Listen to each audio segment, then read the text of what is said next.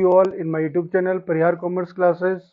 ये चैनल हर टॉपिक को आसान लैंग्वेज में डिस्कस करता है और कोशिश करता है कि हर बच्चे को इसमें कहीं भी बात आसानी से समझ में आ जाए। If you have missed my previous videos, don't worry, in the description I will share my channel playlist link where you will find all my videos in one place, and don't forget to subscribe my channel for latest updates. आज की इस video में हम discuss करने वाले हैं chapter number 4 planning के बारे में, जो कि मैनेजमेंट का सेकंड फंक्शन है।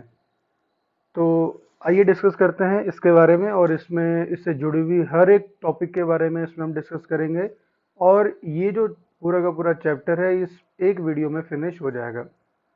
तो बात करते हैं इसके स्टार्टिंग से कि ये जो एग्जाम्पल है ये हमें क्या बताता है। ये एग्जाम्पल है इंडियन ऑयल कंपनी लिमिटेड के बारे में, जिसने 2017 में जो फॉर्ब्स एक मैगजीन होती है 2017 में, उसमें टॉप कंपनीज में से एक कंपनी में इसका नाम आया था। तो ये किसी एक इंडियन कंपनी के लिए बहुत बड़ी बात है। उसके बाद इसने हमेशा कोशिश करी है कि ये इंडिया के अंदर में महारत्न कंपनी के अंदर में आता है, यानी कि ये टॉप जो सबसे बड़ी कंपनीज है उन कंपनीज में से एक है। और इसने हमेशा कोशिश करी है कि ये अपने आप को वर्ल्ड के डिफरेंट डिफरेंट जो कोने हैं वहाँ पे पहुँचाए। पिछले 50 सालों से ये हमारी कंट्री के अंदर में, हमारी कंट्री के डिफरेंट डिफरेंट पार्ट्स में वहाँ पे एनर्जी को पहुँचा रहे हैं, यानी कि पेट्रोल को पहुँचा रहे हैं। और अपने आप को एक्सपेंड करने में इसने हमेशा से कोशिश करी है। 2012 से लेकर के 2017 तक जो इसकी प्रोग्रेस है, जिस तरीके से इसने प्लानिंग करी, इसका प्लान यही था कि इसने वर्ल्ड के कोने कोने में पहुंचना है। तो इसने बहुत सारी कंट्रीज में अपना एमओयू साइन करवाया है, मेमोरेंडम ऑफ अंडरस्टैंडिंग, जहाँ पे ये उन कंपनीज के जो टॉप पीएम होते हैं उनसे बात करी है, और उन्होंने इनको अलाउ कर दिया है कि आप हमारी कंट्री में आके आप अपने बिजनेस को कर सकते हैं। तो इस तरीके से ये अभी जो रिसेंटली इन्होंने किया है, मतलब इस एग्जाम्पल के अकॉर्डिंग, तो इन्होंने जो भूटान है वहाँ पे एमओयू साइन किया है, नेपाल में जाने की कोशिश कर रहे हैं, रशिया में इन्होंने ऑलरेडी कर चुका है। तो इस तरीके से वर्ल्ड के डिफरेंट डिफरेंट पार्ट्स में जा रहे हैं। और अगर इन्हें कभी भी, वैसे तो इनको फंड की ज़रूरत नहीं पड़ती, अगर कभी पड़ती भी है तो इनके पास बहुत सारे सोर्सेज हैं फंड जनरेट करने के। तो कुल मिला के ये जो एग्जांपल है ये हमें बताता है कि अगर एक अच्छी प्लानिंग होती है तो हमारा जो ऑब्जेक्टिव होता है वो ऑब्जेक्टिव तक के हम आसानी से पहुंच सकते हैं। तो ये चैप्टर भी प्लानिंग के बारे में है। तो चलिए आगे बढ़ते हैं इसमें और बात करते हैं कि इस चैप्टर में जो चीज़ें हमने पढ़ने वाले हैं वो कौन कौन सी चीज़ें हैं जो इस साल के सिलेबस में हैं। सबसे पहला है concept of planning, importance of planning, features of planning, limitations of planning and planning process. तो इन पांचों टॉपिक को हम इस वीडियो में डिस्कस करेंगे। पहले बात करते हैं कॉन्सेप्ट यानी कि मीनिंग ऑफ प्लानिंग। तो इसमें बताया है कि प्लानिंग एक वो तरीका है, वो चीज़ है जिससे हम अपने जो ऑब्जेक्टिव्स हैं उनको सेट करते हैं, एक फिक्स पीरियड ऑफ टाइम के लिए सेट करते हैं। उसके लिए जितने भी कोर्स ऑफ एक्शन होते हैं, यानी कि किस तरीके से हम उसको अचीव करेंगे, उसको बनाते हैं। और उसके बाद जो बेस्ट पॉसिबल वे होता है वहाँ तक अपने ऑब्जेक्टिव तक पहुँचने का, उसको हम चूज़ करते हैं बेस्ट ऑप्शन को। इसी को ही प्लानिंग कहा जाता है। जो कुछ इम्पोर्टेंट बातें हैं उसमें इसको डिस्कस कर लेते हैं। चाहे कोई गवर्नमेंट ऑर्गेनाइजेशन हो, प्राइवेट ऑर्गेनाइजेशन हो, कोई इंडिविजुअल हो, मैं हूँ, आप हैं, हर किसी को प्लानिंग की ज़रूरत पड़ती है। प्लानिंग क्रिएटिविटी और इनोवेशन से बहुत क्लोजली कनेक्ट होता है। क्रिएटिविटी का मतलब होता है कि देखो, फ्यूचर के बारे में पहले से ही प्रेडिक्शन करना कि ये हो सकता है और उसके लिए तैयारी करना, उसके लिए बहुत ज़्यादा क्रिएटिविटी की ज़रूरत होती है। इनोवेशन का मतलब है हमेशा एक नए नए आइडियाज़ निकालना कि फ्यूचर में ये हो सकता है, तो उसके लिए पहले से ही हम ऐसी चीज़ों को बनाएं या ऐसी चीज़ें करें ताकि वो आने वाली जो प्रॉब्लम्स है, आने वाली जो भी चीज़ें हैं उनको हम आसानी से सॉर्ट आउट कर पाएँ। तो इसको कहते हैं इनोवेशन। उसके बाद जो प्लानिंग है ये हमारी मदद करता है कि हम एडवांस में आने वाली चीज़ों के बारे में सोचें। और जो मैनेजर्स हैं हर लेवल पे, जैसे कि top level, middle level, lower level, हर जगह पर जो मैनेजर्स हैं वो प्लानिंग करते हैं। और प्लानिंग का मतलब होता है कि अप्रोप्रिएट कोर्स ऑफ एक्शन को चूज़ करना, बहुत सारे अल्टरनेटिव्स में से बेस्ट एक्शन को चूज़ करके अपने ऑब्जेक्टिव तक पहुंचना, यही प्लानिंग है। फिर बात करते हैं इम्पोर्टेंस ऑफ प्लानिंग की। तो प्लानिंग का इम्पोर्टेंस है कि प्लानिंग क्या करता है कि हमारे लिए ऑब्जेक्टिव को अचीव करने का सिर्फ एक ये पाथ नहीं है, यानी कि अगर आपने प्लानिंग करी तो आप ऑब्जेक्टिव तक पहुंच जाओगे, ये पक्की बात नहीं है। लेकिन अगर आप अच्छी प्लानिंग करते हैं और अपने बेस्ट कोर्स ऑफ एक्शन को चूज करते हैं तो जरूर आप अपनी ऑब्जेक्टिव के बहुत पास तक पहुंच जाओगे। तो ये हमें डायरेक्शन प्रोवाइड करता है, और जो रिस्क होता है अनसर्टेनिटी का, उसको जो है दूर करने की कोशिश करता है। डायरेक्शन का मतलब हो गया कि अगर हम प्लान बनाएंगे तो हमारे डायरेक्शन अपने आप से बनते चले जाते हैं। जैसे कि अगर मुझे पता है कि मुझे अच्छा स्कोर करना है तो मुझे पता है किस तरफ जाना चाहिए मुझे, और वो जो डायरेक्शंस हैं कि मुझे ये करना है, ये करने के बाद मुझे ये करना पड़ेगा, तो ये क्या है कि हमारे जो डायरेक्शंस है वो बिल्कुल क्लियर हो रहे हैं, किस तरफ जाना है, क्या करना है, इन्हीं को डायरेक्शन कहा जाता है। और जो रिस्क है अनसर्टेनिटी का, यानी कि किसी भी तरह के लॉस होने का, वो भी बिल्कुल कम हो जाता है। तो इसके इम्पोर्टेंस के बारे में बात करते हैं। पहला इम्पोर्टेंस है प्लानिंग प्रोवाइड्स डायरेक्शन। तो जैसे मैंने बताया है, डायरेक्शन को प्रोवाइड करता है। Planning reduces the risk of uncertainty, यानी होने वाले जो लॉसेस है उनके बारे में पहले से अगर हमें पता चल जाएगा तो फिर उस जो लॉस है उससे हम बच सकते हैं आराम से। Planning reduces overlapping and wasteful activities. अगर हमने अच्छी प्लानिंग करी है तो फिर हम किसी भी चीज को जब हम जान जाएंगे कि हमें यहाँ तक पहुँचना है, तो फिर हम बहुत सारे अलग अलग तरीकों से वहाँ पे नहीं जाने की कोशिश करेंगे। हम जो बेस्ट तरीका है उससे वहाँ तक पहुँच जाएंगे। तो इससे क्या होता है कि जो वेस्टफुल एक्टिविटीज़ है वो बिल्कुल ही कम हो जाती हैं। फिर आता है प्लानिंग प्रमोट्स इनोवेटिव आइडियाज़। और प्लानिंग जो है हमारी मदद करता है कि जो इनोवेटिव आइडियाज़ हैं, यानी कि नए नए तरीके के आइडियाज़ निकल के आते हैं, कि हम फिर अपने ऑब्जेक्टिव तक पहुंचने का जो बेस्ट कोर्स ऑफ एक्शन है, यानी कि बेस्ट पाथ है, उसको चूज करते हैं। और उसको चूज करने में हमारी इनोवेशन हमारी मदद करती है, क्रिएटिविटी हमारी मदद करती है। Planning facilitates decision making. अच्छे डिसीजन लेने में भी प्लानिंग हमारी मदद करती है। अब आप इसका एग्जाम्पल अगर मैं बताऊं आपको, तो हालांकि हर किसी के एग्जाम्पल अलग अलग हो सकते हैं, एक जैसे एग्जाम्पल से भी हम सब चीज़ों को समझ सकते हैं। तो जो अच्छा डिसीजन है, अच्छा डिसीजन हम तभी ले सकते हैं जब हमने उसके बारे में बहुत ज़्यादा सोचा हो, हमने आगे तक की सोची हो, तो हम एक अच्छा डिसीजन ले सकते हैं। जैसे कि अगर मैंने अपने अच्छा स्कोर करना है बोर्ड में, तो उसके लिए अच्छी प्लानिंग करनी पड़ेगी, और जब अच्छी प्लानिंग होगी तो जो भी हम सही रास्ते की तरफ जाएंगे, तो क्या कर रहे हैं, हम एक सही डिसीजन ले रहे हैं। अगर हम सही डायरेक्शन की तरफ हैं तो ऑब्जेक्टिव तक पहुंचने में हमें ज़्यादा दिक्कत नहीं होगी। तो डिसीजन मेकिंग को हमारी अच्छी बनाता है planning. Planning establishes standards for controlling. अब कंट्रोलिंग का मतलब होता है कि कुछ स्टैंडर्ड फिक्स करना, और स्टैंडर्ड फिक्स करने के बाद उनको मेज़र करना है कि पहले अगर हम ऐसे करते तो हम कहाँ तक पहुँचते, उसके बाद हमने जब दूसरा वे पकड़ा तो हम उसमें कितने और क्लोज पहुँच गए। तो इन दोनों के बीच में जो डिफरेंसेस होते हैं, उन डिफरेंसेस को चेक करना ही कंट्रोलिंग होता है। तो जो प्लानिंग है वो कंट्रोलिंग करने में हमें मदद करता है, तो उसको बोलते हैं कि वो स्टैब्लिश करता है स्टैंडर्ड्स फॉर कंट्रोलिंग। अब बात करते हैं इनके फीचर्स की। तो फीचर्स है, इसमें पहला फीचर है, अब पहले मैं थोड़ा इसके बारे में बता दूं आपको, कि जो प्लानिंग है वो प्राइमरी फंक्शन ऑफ मैनेजमेंट है। प्राइमरी फंक्शन का मतलब हो गया सबसे मतलब जो इनिशियल जो स्टेजेस आती हैं मैनेजमेंट की, उसमें सबसे पहले क्या आता है, प्लानिंग आता है। फर्स्ट स्टेप कह सकते हैं इसको। और इसमें क्या होता है कि ऑब्जेक्टिव्स को सेट किया जाता है। तो इसके कुछ फीचर्स हैं, इनको डिस्कस कर लेते हैं। Planning focuses on achieving objectives. तो प्लानिंग का one and only one aim होता है कि वो ऑब्जेक्टिव्स को अचीव करने के लिए ही बनाया जाता है। Planning is primary function of management. तो हमने पढ़ा था फंक्शंस ऑफ मैनेजमेंट, और फंक्शंस ऑफ मैनेजमेंट में सबसे पहला फंक्शन आता है प्लानिंग। तो इसको कहते हैं primary functions of management.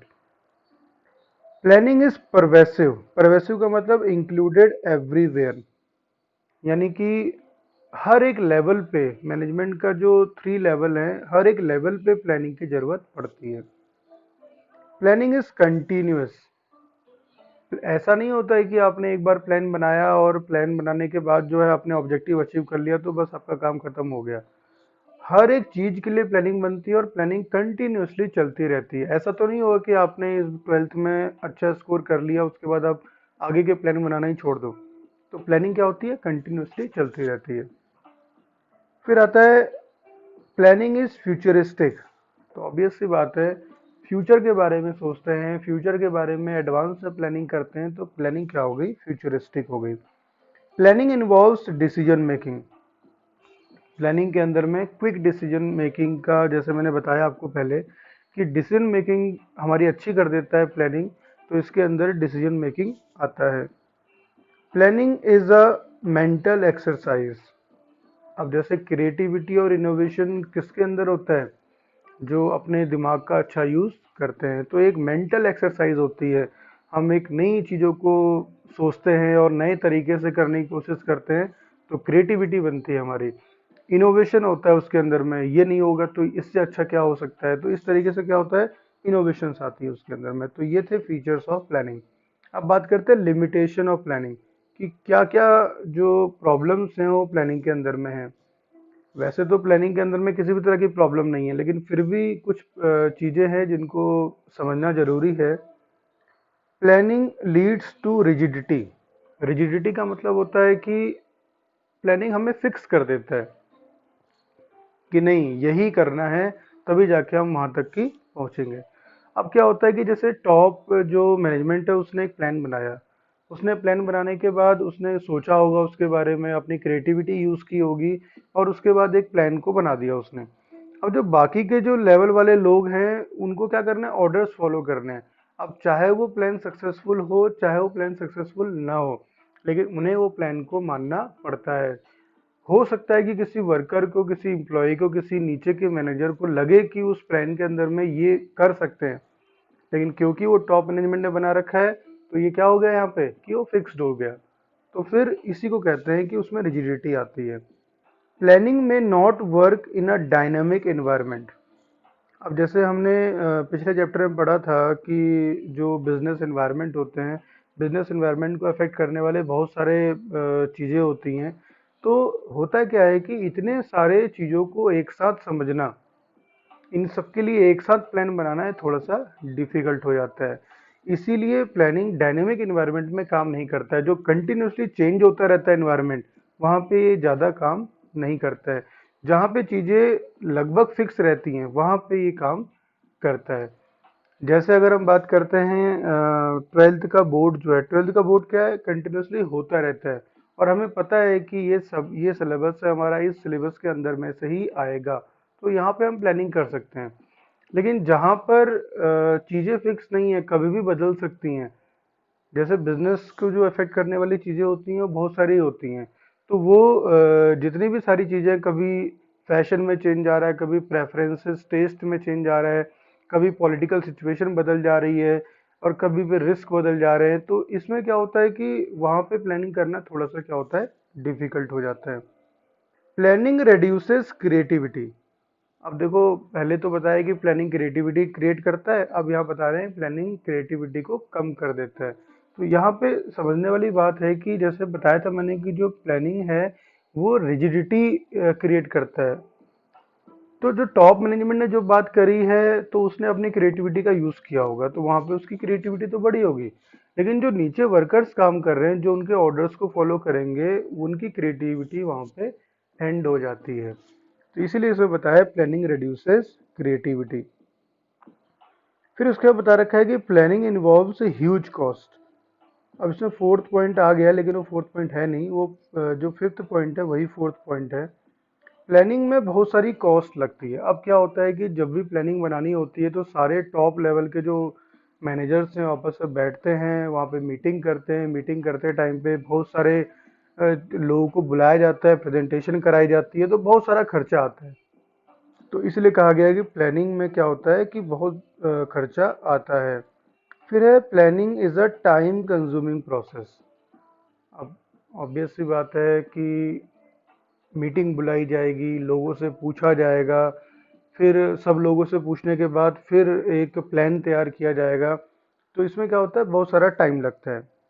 Planning does not guarantee success. तो जैसे मैंने बताया था आपको कि प्लानिंग करने का ये मतलब नहीं होता है कि आपको सक्सेस मिली जाएगी। अब बच्चे लोग क्या करते हैं कि प्लान तो बना लेते हैं कि हमें अच्छा स्कोर करना है, लेकिन उसके लिए प्रॉपर तरीके से काम नहीं करते हैं। अब हम डेली जो है वो टाइम टेबल बनाते हैं कि इतने बजे से इतने बजे तक पढ़ना है, इतने बजे से ये करना है, उतने बजे से वो करना है, लेकिन हम कितना उसको फॉलो कर पाते हैं। तो यही होता है कि जो प्लानिंग है वो सक्सेस की गारंटी नहीं देता है, लेकिन अगर हमने अच्छी प्लानिंग करी है, उसके ऊपर लगे हुए हैं, कंटिन्यूअसली वर्क कर रहे हैं, तो ज़रूर हम अपने ऑब्जेक्टिव तक के पास पहुंच सकते हैं। अब आता है प्लानिंग प्रोसेस, यानी कि अगर हम किसी भी चीज़ को प्लान करते हैं तो क्या स्टेप्स होते हैं। तो ये बहुत इंपॉर्टेंट है और आपके भी काम आएगा, ज़रूरी है। सबसे पहला जो स्टेप है प्लानिंग का वो है सेटिंग ऑब्जेक्टिव्स। आप कोई भी ऑब्जेक्टिव बना सकते हैं। जैसे अगर मैं आपको यहाँ पे बताऊँ तो आपने क्या ऑब्जेक्टिव बनाया है कि आपको अच्छा स्कोर करना है, तो ये हो गया आपका सेटिंग ऑब्जेक्टिव। दूसरा है डेवलपिंग प्रमाइसेस। डेवलपिंग प्रमाइसेस का मतलब होता है कि प्रमाइसेस का मतलब यहाँ पे एजम्पशन है। एजम्पशन का मतलब कि आप मान लेते हैं कुछ चीज़ों को, क्या कर लेते हैं आप, मान लेते हैं। तो यहाँ पे क्या होता है कि जैसे पिछली बार आपका भाई जो था या आपकी दीदी जो थी, उसने जो है इस तरीके से पढ़ाई करी थी, इतने घंटे पढ़ा था, इतने घंटे ये किया था, इतने घंटे वो किया था, तो मैं भी यही करूँगा और इसी तरीके से उनके बराबर या उनसे ज़्यादा नंबर लाऊंगा। तो ये क्या है, मेरे एजम्पशंस हैं। तो ये क्या हो रहा है, डेवलपिंग एजम्पशन। यहाँ पे एजम्पशन बन रहे हैं। जब भी हम प्लानिंग करते हैं और गोल सेट करते हैं तो हम जरूर देखते हैं कि पिछली बार जिसने गोल को अचीव किया था उसने क्या क्या किया था। तो ये हो गया डेवलपिंग प्रमाइसेस। फिर आता है identifying alternative courses of action. अब क्या होता है कि हमने सोच तो लिया कि उसने ऐसा किया था, उसने ऐसा किया था, अब हम अपनी तरफ से भी कुछ आइडिया लगाते हैं कि चलो ठीक है, उसने इतनी मेहनत करी थी, उसके बाद भी उसका स्कोर जो था उतना अच्छा नहीं था। मैं और इसमें एक्स्ट्रा क्या क्रिएटिविटी लाऊं इसके अंदर में, ताकि मैं उससे अच्छा स्कोर कर पाऊं। तो ये क्या है, identifying alternative course of action. मैं एक दूसरा तरीका निकाल रहा हूं जो उससे इजी होगा और उससे ज़्यादा उसके अंदर क्रिएटिविटी होगी। फिर आता है इवेल्युएटिंग अल्टरनेटिव कोर्सेज। उसके बाद मैं और भी तरीकों को देख रहा हूँ कि और क्या तरीके हो सकते हैं जिनसे मैं आसानी से अपने गोल तक की पहुँच सकता हूँ। Selecting an alternative. अब उसके बाद क्या होता है कि मेरे पास इतने सारे ऑप्शन आ गए कि मैं इस तरह से करूं, या अपनी दीदी की तरफ से करूं, या अपने नए क्रिएटिविटी की तरफ से करूं, या और तरीके ढूंढूं जो और आसान हो सकते हैं। उसके बाद मैं उनमें से जो बेस्ट तरीका है उसको चूज कर रहा हूं। तो उसको कहते हैं सेलेक्टिंग एन अल्टरनेटिव। फिर आता है इम्प्लीमेंटिंग द प्लान। अब मैंने जब उसको सेलेक्ट कर लिया कि नहीं भैया मैं इस तरीके से अपने गोल को अचीव करूंगा, अच्छे स्कोर को अचीव करूंगा, तो अब मैं अपने प्लान को क्या कर रहा हूँ, इम्प्लीमेंट कर रहा हूँ। इम्प्लीमेंट का मतलब अब मैंने वो अपने शेड्यूल के अकॉर्डिंग काम करना शुरू कर दिया है। फिर आता है फॉलो अप एक्शन, यानी कि अब जब मैंने अपने उसके अकॉर्डिंग काम कर दिया है तो मॉनिटर कर रहा हूँ कि क्या मैं अपने शेड्यूल के अकॉर्डिंग काम कर रहा हूँ, क्या मैंने अगर अपने पर सब्जेक्ट को 1 आवर दे रखा है तो क्या मैं कर पा रहा हूँ उसको, क्या प्रॉब्लम्स आ रही हैं उनको पूरा करने में। तो ये सब क्या है, फॉलो अप एक्शन। तो इस तरीके से जब आप एक प्रोसेस के थ्रू जाते हैं तो अपने ऑब्जेक्टिव तक की आप आसानी से पहुंच सकते हैं। तो ये था हमारा चैप्टर प्लानिंग, और इसमें जितनी भी बातें हमने डिस्कस करी वो सारी इम्पोर्टेंट थी। और इसके बाद जो टॉपिक जो मैंने ऊपर सबसे बिगनिंग में दे दिया था कि लर्निंग ऑब्जेक्टिव्स हैं, इस इन चीज़ों को हमने पढ़ना है। तो यही चीज़ें जो हैं आपके पेपर में आने वाली हैं। तो आप इसको अच्छे से पढ़ लेना और अच्छे से आपको, मुझे पूरा भरोसा है कि आपको बातें समझ में आ गई होंगी, और अगर आप फिर इसको पढ़ोगे एक बार अपने तरीके से तो आपको और ज़्यादा क्लैरिटी इन कॉन्सेप्ट्स के अंदर में आएगी। तो मिलते हैं आपसे नेक्स्ट टॉपिक के साथ जल्दी ही। Thank you.